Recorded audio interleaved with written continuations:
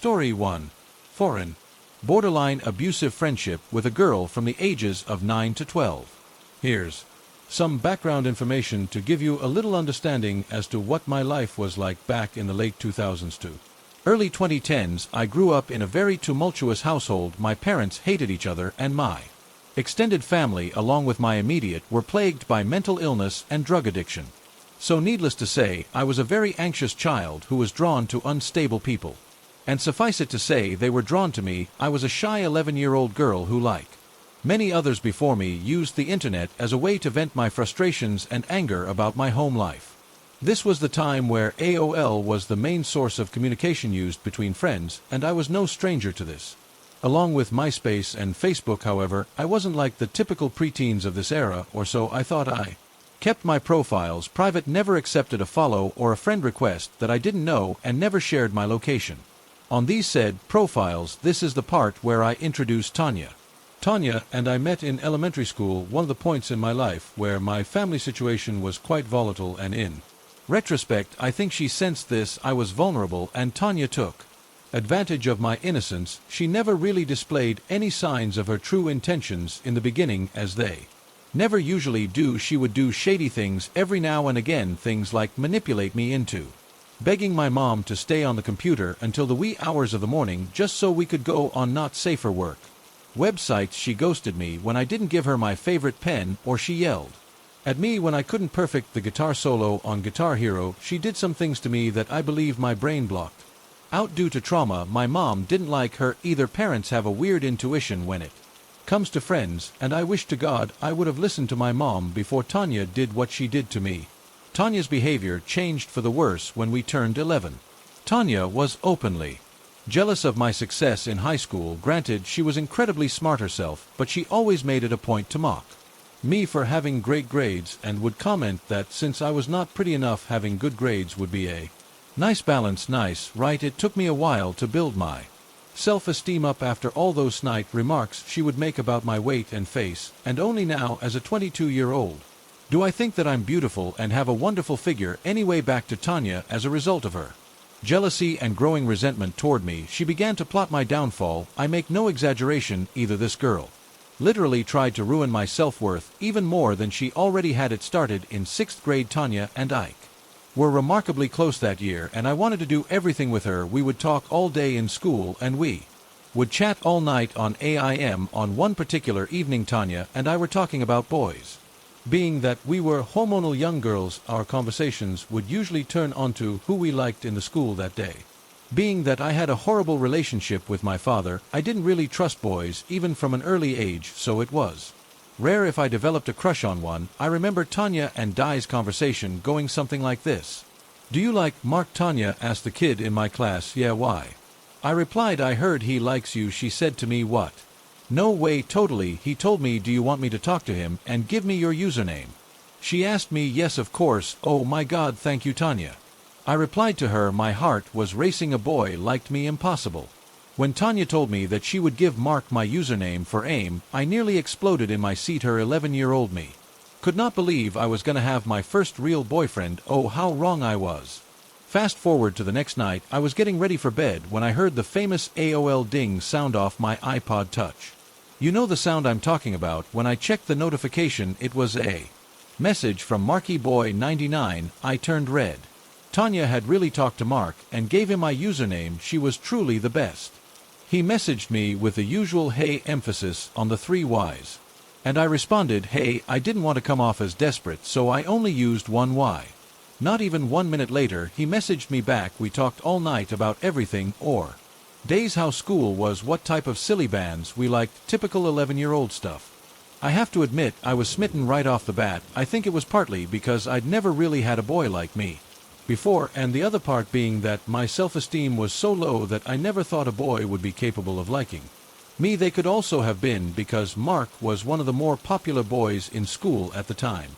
He played football, was mouthy to the teacher, some extremely outgoing, all the things a young girl would be attracted to. We talked for months. My puppy loved growing for it more and more every time we chatted, and of course I never spoke to him on the phone, nor did I get his number, because why would you do that, right? All the time I was speaking to him. Tanya Would be gassing me up, telling me how proud she was of me, and then I deserved a boyfriend. My suspicions of Mark only began to grow when I attempted to approach him during school hours again. I had anxiety, so I never really spoke to Mark outside of when I went to talk to him. Mark looked confused, as if he's never had a conversation with me before in his life. He turned away from me on the playground and walked to be with his other friends. Weird, this wasn't like him. He was usually so chatty with me online that I expected him to welcome me with open arms, and parser my ego was bruised. My little 11-year-old mind tried to rationalize this behavior by chalking it up to him not wanting to talk to the nerd since he was so popular, and that he just preferred to keep our relationship online. I told Tanya the news, and she seemed to be genuinely heartbroken for me. She was just as angry as I was and vowed to confront Mark later that day during music class. I was happy Tanya had my back, and as far as I know she was going to tell Mark off about being a total jerk to me. Well, it worked. Later that night I get a message from Mark telling me how sorry he was for ignoring me and that he was just going through some family things. So back in love I didn't care that Mark ignored me during school, and I didn't care that he rejected my advances in person. As long as I had him to talk to online and Tanya's support, I was fine. I even told my mom about him, and she was extremely happy for me as well. Another month passed, and it was March 31st, 2011. Mark messaged me. He told me that he had something very important to tell me the next day. The anxiety began. What was it? What did he have to tell me? At that point, I considered myself and Mark to be dating, so I was anxious that he was either going to break it off with me or that he was going to make us public in school. The next day, I told my mom and Tanya, almost on the verge of tears with how excited and nervous I was. Well, the next day, April 1st, 2011 rolled around, and this is what followed. It was around 7 p.m., and I was on Club Penguin, as I usually was, until I heard a familiar ding. It was Mark. It was time for the news I've been waiting for all day. Hey babe, he messaged me. Oh my god, hey. I've been waiting for you to chat to me all night. I replied, sorry babe, I was at practice. Are you ready for the news? I was shaking with anticipation at this point. Even writing this now, a whole swell of emotions are resurfacing. Yes, of course, I replied. It was then that Mark sent me a picture. I opened it, but only it wasn't Mark. It was Tanya, and she was holding a handwritten sign that said, Happy April Fool's Day. At first I started laughing, and I mean it was an ugly laugh, and of course it was a prank. Tanya had gotten me so good, right? Well, no, not at all. It was then when the realization hit me that I started to sob. I felt betrayed and like a loser. Tony had been behind Mark all along, and she'd been planning this whole big joke since October of 2010. She had been so jealous that she'd pretended to be someone else and string along my emotions when she knew I was already in a rough place mentally. She told me that I was stupid to even think Mark would even like me in the first place, and then I was dumb for not asking for his number. Tanya had been at this for 6 months. An 11-year-old girl plotted. Mark used him to make me think a boy liked me and tricked me into believing that I had a boyfriend, all the while telling me when we hung out that she was happy for me and that Mark and I were a cute couple. I told my mom, who then called her mom. My mother was livid, to say the least. She told Tanya's mom to tell her daughter never to speak to me again. I was crushed. My best friend of 3 years had catfished me because she simply wanted to play a joke. I was loyal to her, and she toyed with my emotions because she could. Tanya had tried multiple times to guilt trip me into being her friend again. In the months that followed leading into 7th grade, one of the more memorable had honestly messed up times being when she messaged me a few days after my birthday in August to tell me that her mother had just died in a horrible car crash, that her body was dismembered, and they could only find her head and a wedding ring as anyone would be. I was in tears. Tanya's mother was nothing but lovely to me, and learning that she died in such a violent way crushed my soul. I started talking to Tanya again, asking her when her mother's funeral would be. Tanya then revealed to me seconds later, after speaking to her about the grisly details over her mother's passive, that she was kidding and was pranking me again, that I was so stupid to believe her.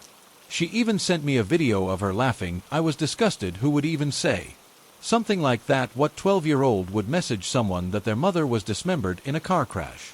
She then revealed her ugly and quite frankly evil intentions when we were at the beginning of 7th grade. And she became friends with a girl named Kaylee. They would both invite me to sit at their lunch table, and because I was desperate for friends, I stupidly accepted, only to be met with hordes of Insults and laughter behind my back every chance I wasn't looking. Tanya then messaged me one night telling me to end it all and that the world would be a much better place without me in it. She had Kaylee tell me to go jump off of a bridge. Tanya told me that she hated me and was never really my friend to begin with, that I deserved all the pain she put me through the year prior. I again told my mom, who then called the police. She had had enough of Tanya, and so would I. For 4 years I had to put up with Tanya's malicious behavior, and I just couldn't handle it anymore. My mom made me delete my AIM account. Antonia's mom told her never to contact me again or else. My mom also advised me to move lunch tables, but I was hell-bent on not letting Tanya win. For the entirety of 7th grade, I sat at the same table as Tanya, only I spoke to my friends at the other side of the table. I never spoke to her, looked at her, or gave her any sort of attention. Kaylee was scared to death of me afterward too, as the police had gotten in contact with her family as well. It's been 10 years and I still haven't spoken to Tanya. I'm 22 now, have 2 bachelor's degrees, one being in psychology and the other in history. I'm now working towards my master's in clinical social work. Tanya did other things to me too that I could write a whole other story about, but I think writing this one helped give me closure on the part of my childhood that scarred me for years. Thank God for my mom stepping in when she did. I don't know where I'd be without her. As for Tanya, I don't know where she is or what she's doing, and I would rather not know. On the off chance that she stumbles upon this story, I have a message for her. Your jealousy and wishes for death upon me did not win, and I truly hope that karma does not come around one day to bite you in the ass. Story 2. All this happened during my junior year of high school in New Mexico. It was 2006 to 2007. My older brother had graduated the previous year and was still living with us as I started my junior year. My mom had met a man at some point, and during the first few months of my junior year she eloped with him. While she was eloping to her dream beach wedding in Texas, my brother assaulted me. I was tinkering with a dead computer tower. He comes downstairs to see this and starts beating me. When I get away and run upstairs with him trailing me, he pulled on my shirt and ripped it while I was trying to get away from him. Somehow I did, and I barricaded myself in my room. I called my boyfriend at the time, who lived 4 hours away. He was immediately ready with guns and friends, and on the road I called my mom to tell her what happened and that I was leaving. I still had a few hours to wait though, and I was terrified. I started calling friends to see who I could hang out with until my boyfriend arrived. I found a friend to help me for those few hours. I don't remember how I got out of that house, nor do I remember the rest of the night. This started as a trend of me missing a lot of school and spending a lot of time with my boyfriend, avoiding my brother and eventually my stepdad. Jam. A lot of the time between the assault for my brother and the next big event is really blurry. I don't remember a lot, and come to find out from my therapist later in life, this is because I apparently disassociate and didn't even know it. It's an additional defense mechanism to fight, flight, or freeze. My brain is good at blocking out trauma. I don't remember much before the age of 13, and I've come to terms not knowing why. Anyway, I digress. I do recall one piece of information though. My mom spent weeks tracking down a shotgun that Jim sold out of desperation. It was a family heirloom or something. She tracked it down, bought it at a pawn shop, and gave it to him for Christmas of 2006. He cried when he opened it. He also ended up putting it up against my mom's hand, but I'm getting ahead of myself. Sometime in the spring semester, I was at my boyfriend's house 4 hours away when I get a call from my mom. She says that she knows I'm heading home soon, but not to come home because she's staying at a hotel. She explains that Jim assaulted her in front of his family, threw his phone at her head, and held the shotgun to her head. He was arrested at the house, but his parents, who witnessed the whole thing, bailed him out, so my mom went into hiding. When I get to the hotel in a nearby town, this is where my mom explains further that the assaults have been happening for a while. It always happened when I was at my boyfriend's, and that she hid it. She also told me that Jim's sister stayed in the hotel with her for a day or two. I'm not sure why. My mom and I planned to stay there for a bit, and I can't remember how long. We told nobody where we were or what was going on. This was my mom's idea. My grades were suffering. Counselors had no idea what was happening with us. I now realize how stupid this was. One night in the hotel, we're hanging out on our respective beds watching TV when the room found between us rings. My mom mutes the TV and we watch it ring. Glancing at each other, we don't answer. Instead, we let it finish. And my mom calls the front desk, and the room was quiet. I could hear the Whole conversation, and I will never forget it. Hello, how can I help you? Did I just get a phone call? Yes, you did. Was it from a man? Yes. Did he have a Texan accent? Yes, Mom. Basically shaking now. Where did the call come from? Another room in the hotel. My mom passed before saying, call the police. Call the police. Yes, please call the police. I don't remember exactly what happened after the phone call, but I do remember hiding between the two bats on the floor.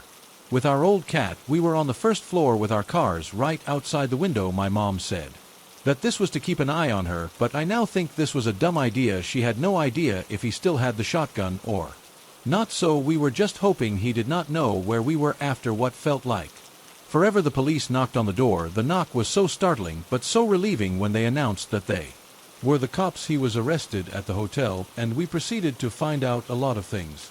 He was trying to find us. He hunted for us. The hotel had an internal balcony, so the second floor could look down and see the first. He was apparently just above us to room over. He was calling the front desk, complaining about our cat. He wanted to see what room the front desk would go to.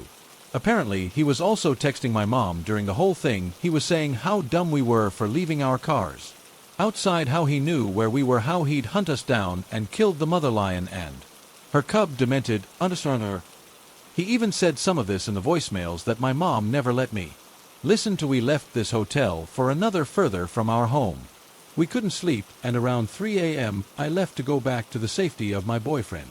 Eventually, I came back to my hometown, but I still didn't go home this time. We were staying with a family friend. Legal things were starting, and I went with my mom at one point in case they needed my statement, but in the end they didn't. While we were staying with this family friend, my paternal grandmother passed away from a heart attack. To say the least, my junior year was the most stressful year. After some time, my mom went back to Jim. He assaulted her multiple more times and even tried to kill our cats. Eventually, she moved away from him, but was technically married to him from 2006 to 2014. Right now, I'm happy as I have a regular therapist, a supportive partner, and his family who loves me unconditionally. The trauma that I live with is a daily battle, but I'm in such a great place now. I no longer have contact with my mother, and it's the best decision I've ever made. She later married another abusive man. Once her paperwork was done with June, I couldn't let her traumatize me further. Story 3. I was 10 years old when I met my best friend. We were pretty much inseparable. All through high school, we were always by each other's sides. Our last names both start with J's, so we had almost every class together. He was a very smart kid and a student. As we grew up and became adults, we had different views on what we wanted to do with our lives. He had his first child at 18 years old, and then he split up with the child's mom. The thought of college never sat well with them. He worked a 9-to-5 job trying to support himself. By 21, he'd met another woman and had a baby with her. This time he was doing good. He stayed with the woman, taking care of his and her other child. I was proud of him. And all of a sudden, something inside him flipped like it was a switch. He left the other woman, moved to another state. I hadn't spoken to him in about 2 months after that. All of a sudden, late at night, I get a phone call from his mother saying that he was in jail. I asked what had happened. She told me he assaulted a 15-year-old girl. He got caught and was sent to jail. He was serving 2 years behind bars only because there were texts from this girl saying she was 18 years old. 2.5 years later, he gets out of jail. I told him he can stay with me until he gets on his feet. He chose not to. He stayed with my mom for about a month. Every day, I check up on him, the same old, "Hey man, how's it going? How are you?" The answer I always got was, "I'm good, thanks for helping me out." And then my mom called me and said he wanted to kill himself and he had a knife in his room. I drive down there to talk to him and take the knife away. Later that night, I called him and checked up on him. No answer. I called my mom and she answered. She said to me he was in his room. I told her to go look, but he was nowhere to be found. We did find out where he went that night. He'd walked to his ex-girlfriend's house and apparently spied on her and her boyfriend. He walked behind the house and ripped his shirt off. He shoved it in the crack of the window, caught the shirt alight, and walked away. He attempted to kill his child ex-girlfriend and an unknown man. Luckily, the adults were awake in the house. They smelled the fire and got the children out safely. They then called the fire department. My best friend admitted to this, and he's been in jail since. No matter how much you know someone, you never truly know them. Story 4. When we met, we entered elementary school, and we quickly became friends. My friend was always weird, but who am I to object if I am too? She had never given me any reason to think that she would do something like this, and although I don't mean to defend her, her mother was an abusive woman and an abusive mother. I had a past with psychological problems, and the mother, seeing that her daughter was just as ill as me, came looking for me and found me on the street. She yelled at me to get away from her daughter and that I caused all the problems in her family. She threatened to report me if I approached my friend, and she laughed. Don't judge me, I was a scared girl. I let her manipulate me as she kept hitting and yelling at her daughter every day, and meanwhile I kept away. A couple of years later we got in contact again. We were teenagers. We returned to the beautiful friendship we'd had before, and we were very close. She told me that they were doing family therapy and that a mother treated her better. I was happy for her. Time passed, and one day, the fateful day, she appeared late in class. Her hair dyed black, and she smiled when I told her I didn't recognize her that day. I did not walk her home because she had things to do. I woke up the next day to my mother calling me, almost screaming, in the news. There was a photo of my friend's apartment door, the headline above, rant, local mother murdered. And now, almost 2 years later, she's in a psychological clinic, and I receive a letter from time to time, but no, I don't reply to any of them. Story 5. Music. At 19, I was briefly staying at a friend's house. We used to be really close, and I moved, so at this point we weren't exactly best friends anymore. She had started dating a guy who went to high school with. He lived with her and her family, and she'd completely taken with him. They did everything together. I was happy for her until one night I woke up feeling something wet on my mouth, and he's like a foot away saying silly kitten noises, like the cat had come up and put its nose against my mouth, which didn't seem too weird at that point because, well, cats. The next night I slept in her brother's room, who was out of town. I woke up to her boyfriend running his hand up my thigh. He's just crouching next to the bed. In the dark I pretend that I'm not awake, but I roll over so he thinks I'm about to wake up and scurries out, highly uncomfortable staying there any longer. I leave and go to a guy friend's house who plays D&D with them regularly. One night, after a few beers, I confide in them why I don't feel safe at my friend's house anymore. I don't want to tell her because I'm afraid. Basically, he confronts the guy because he's heard similar stories from another girl. The guy acts like he doesn't know what the __ he's talking about, and my friend tells everyone I made it all up and that all I want is attention. I wrote her a long-winded message about how they deserve each other, and I haven't spoken a damn word since. So to my ex-best friend, forever and your creepy-ass dude, let's not meet again, you. Under. Story 6. When I was 11, my grandma had a work friend who always gave me a weird vibe. He would show up to my house right after my grandma and him would get off of work. Now, he lived in a different city than me, so he would have to make 2 trips to go home. When he showed up, he would watch my grandma sleep for like 5 minutes before waking her up. The reason I would let him in is because my grandma, half asleep, would just say let him in, then she would fall asleep again. My grandma would leave the bathroom door open when she changed out of her uniform because I would be in my room when she got home or on the couch watching TV, so sometimes my grandma's friend would come in and go to the bathroom. He was weird. The main event happened when I had family out of state coming to my hometown. They were staying at my Aunt Linda's house. My Aunt Candace, who is from out of state, wanted to go fish with my grandma.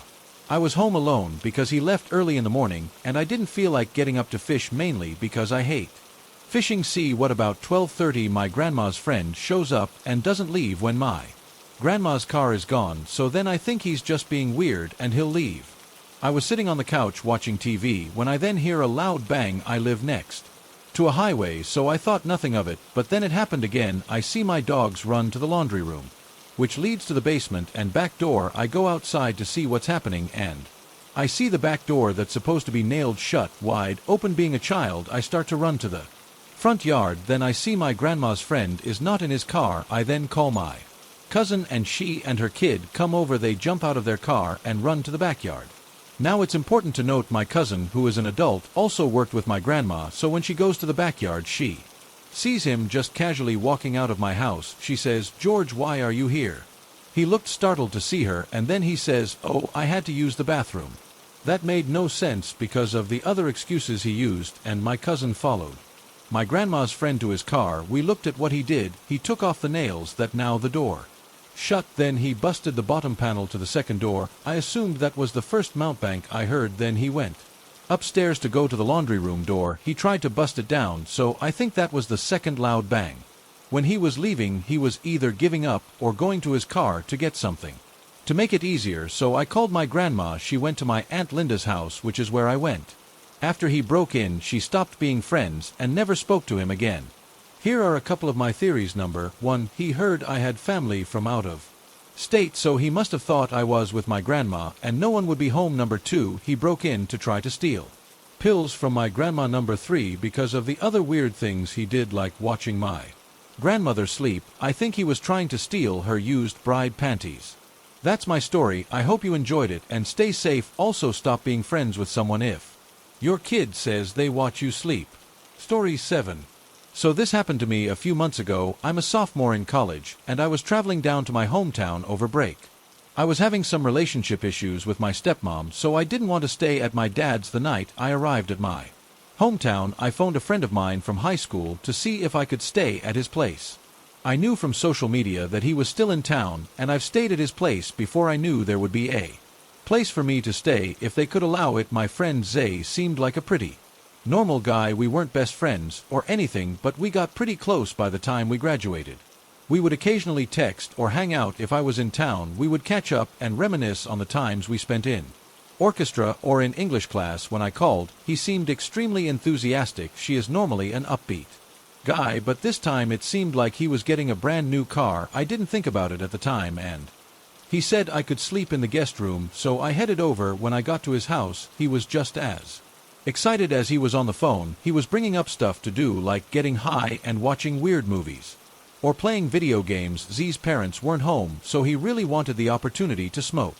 I was pretty tired from the drive, but since we rarely saw each other, I thought a bit of bonding couldn't hurt. We played Smash Brothers, smoked some weed, and just chatted for a few hours. It was longer than I wanted, but I was having fun, so whatever. Right by the time it was getting late, at around 2 a.m., he started asking some pretty weird questions, like if I ever wondered what it was like to kill someone, or if I thought anyone would miss me if I was gone. This, along with some pretty normal questions like if I had a boyfriend, or how my parents are doing, or if I'm making any friends at school, gave me a weird feeling. I was confused in the moment, but it didn't hit me until after that Z could be assessing me for something bad. The weirdness of it all just made me want to go to bed.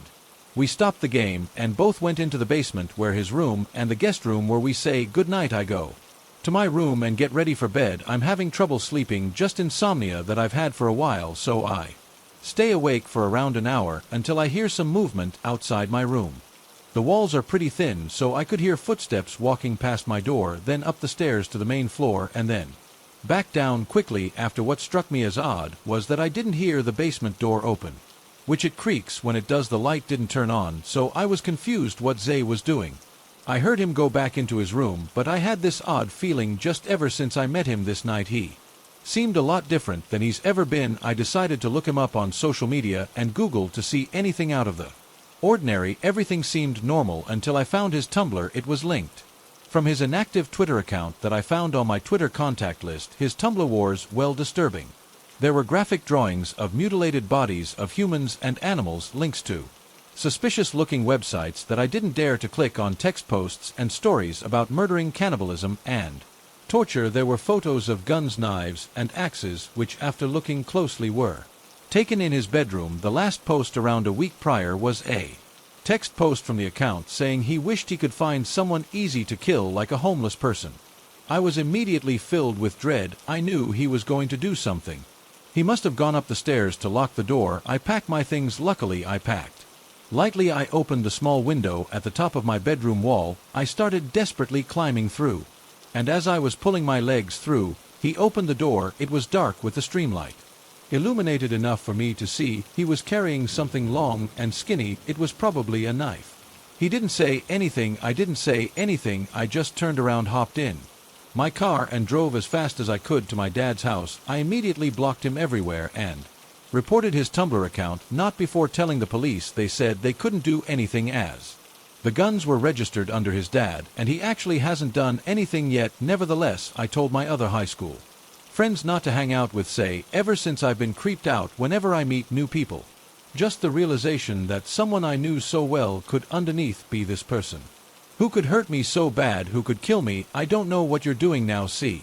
I'm not sure I want to know, but I hope you're getting help. Anyways, let's not meet again. Story 8.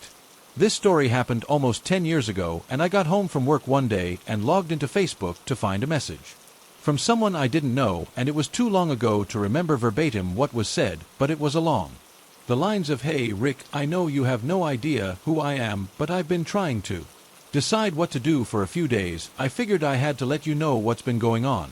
Someone has been catfishing me using your identity for over 2 years, and I just found out about it last week."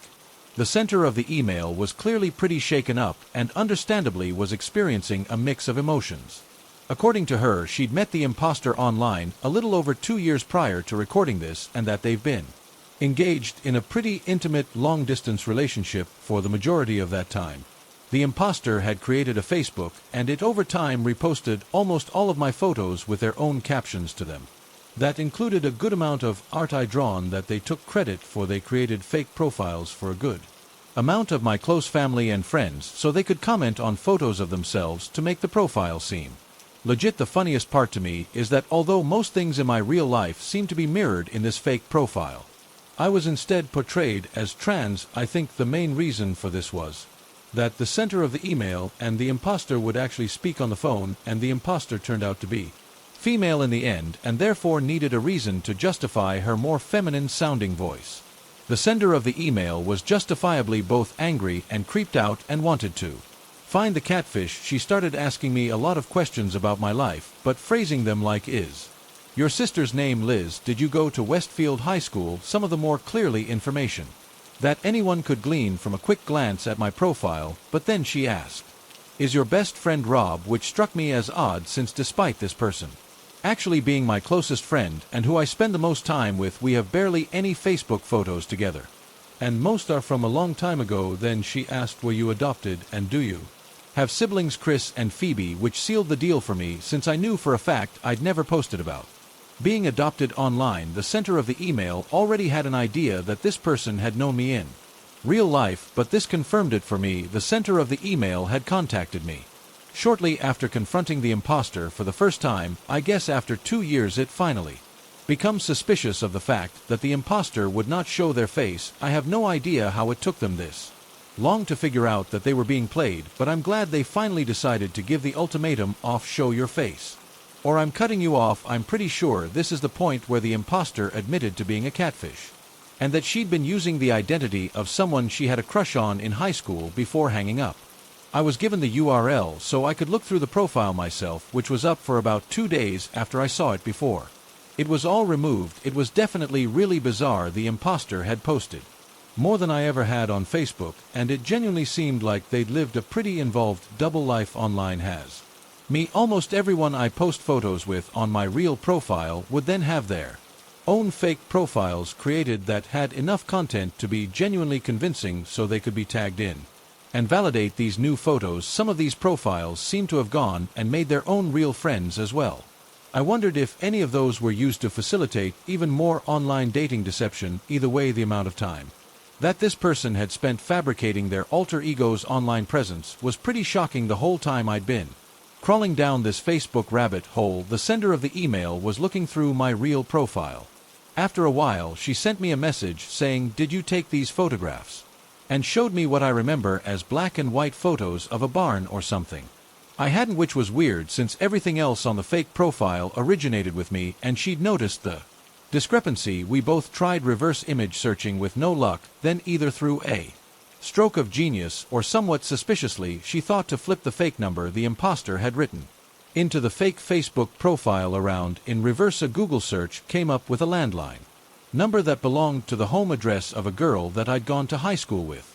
Real May was Facebook friends with the real imposter's profile, so we both went snooping around and found the photo that she'd claimed I'd take it, which pretty much confirmed to me that this was the imposter. I'm pretty sure there were more indicators to the center as well, but I can't remember.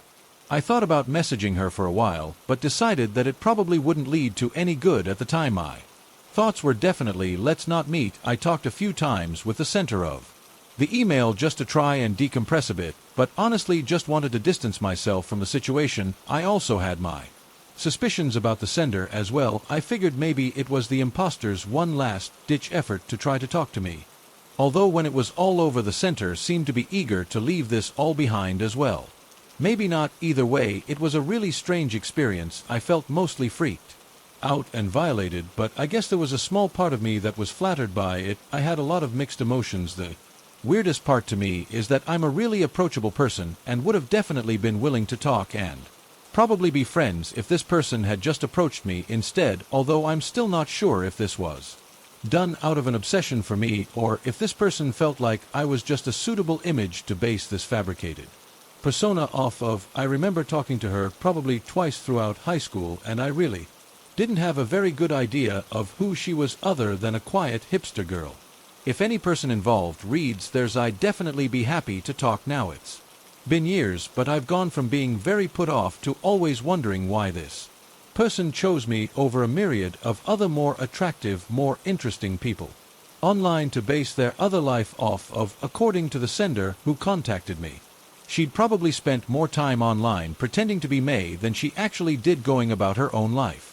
I have a tumultuous history of addiction and have had plenty of my own escapes, which is why it's always fascinating to me that someone would want to pretend to live someone else's life as a means of doing that, because at the end of the day, the person pretending to be me had no idea that I spent my time daydreaming of being a different person as well.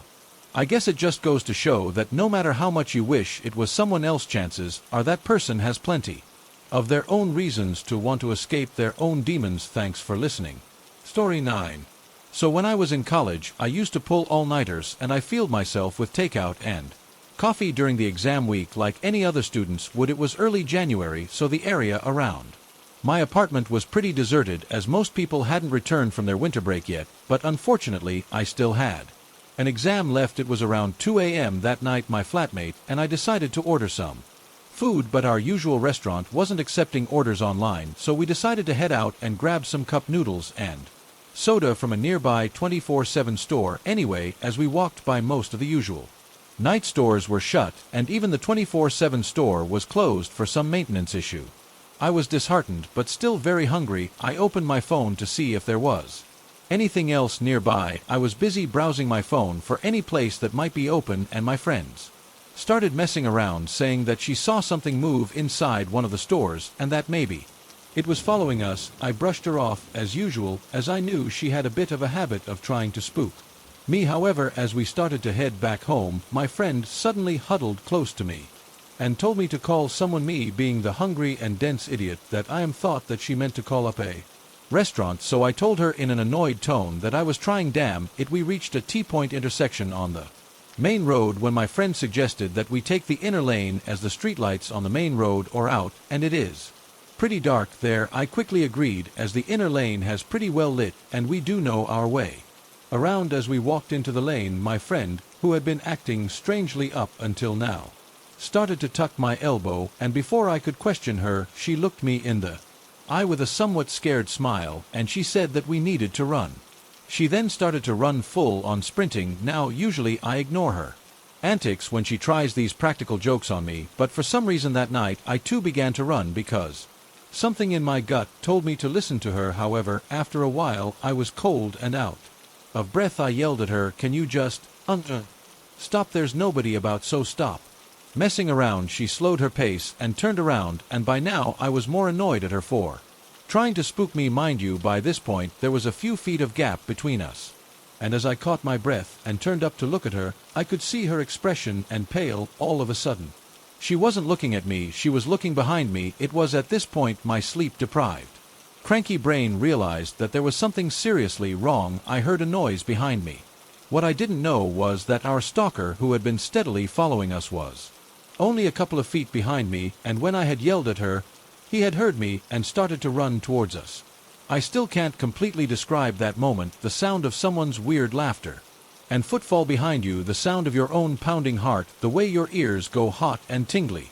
It was my body being aware of just a lot at once. So when I semi-turned back and saw a random-ass full-grown man sprinting his way towards me, I didn't know how to react. I'd like to think that I could have been frozen myself, but it wasn't until my friend forcefully grabbed me by the arm and started pulling me that I began to run. I heard him yell and roar behind us, but I couldn't understand what he was trying to say, and at this point I was busy running and too scared to turn around. I think it was the adrenaline in my veins and my friend's grip on my arm. That helped me not lose my understanding and run the fastest I ever have in my life. We zigzagged our way through the lanes to lose him, and we finally managed to get to our block. The last time my friend turned to check, he'd begun to slow down in his pursuit when we crossed the barricade to our area. When we entered our apartment building, I crumpled down by the elevator floor, still trying to process the entire chase and to figure out why this man had decided to chase us. My friend then told me she'd seen him looking strangely at us when we were around the convenience store. He was near a truck unloading some boxes. She dismissed him, assuming he was part of the store maintenance crew, but something about it made her feel uneasy. Later on, when we read the T-point, she said she saw him again with his truck falling behind. She felt that it could be a coincidence, that she decided it was still better to take the inner lane where the truck couldn't go in. When she finally saw him for the third time by the corner of the lane, silently walking his way towards us, she knew that he was following for real, and we had to shake him off. She always used to jokingly quote to me, "Once this happenstance, twice is coincidence, but thrice is enemy action." I still think it couldn't be more true in this case, even though a lot of my friends later told me we could have taken him on, as he was only one person. While we were two at the time, we didn't want to take chances in the event he had friends waiting around. To this day, I thank the fact that I trusted my gut to Iran, even though I was unaware of the exact nature of the danger behind me initially, and I'm also thankful that my friend ran back to drag my dumbass, even when she could have easily outrun him. It's been 3 years since then. Even now, my brain automatically tries to scan who's around me, and it also tries to mark out possible exits of any room. Hey guys, I hope you enjoyed that one. Do me a favor and like the video and drop a comment. Don't forget to subscribe and hit the notification button to always stay up to date with my latest videos. I want to give a shout out to my patrons and channel members for supporting the channel, so a huge thanks to Absent Outlets Art and Gaming, Sarah Pay, Rochelle, Christopher, Pretty Girl 215, Christy Crafty, Kel K, Something Edgy, Borderline, Betty Spiders, Web, Ooh Lala, Andrea, Lady Drackard, Sue, Monique, Sean, Gorman, Casey Lewis, Sarah T, Linda Austin, Tegan, Chris and Donna, Aaron, Jennifer, Gabrielle, Misanthropia, Ryan, Estera, Rain, Rudy, Christina, De La Rosa, News 505, Jody, Kathleen, Fenton, James, Gargano, Gemma, Alan, Monica, Levels, and Alex. If you want to check out the perks of my Patreon channel memberships, or you want to submit a story, all my links in social media can be found in the description below. Thanks for watching, guys. I'll see you all in the next one.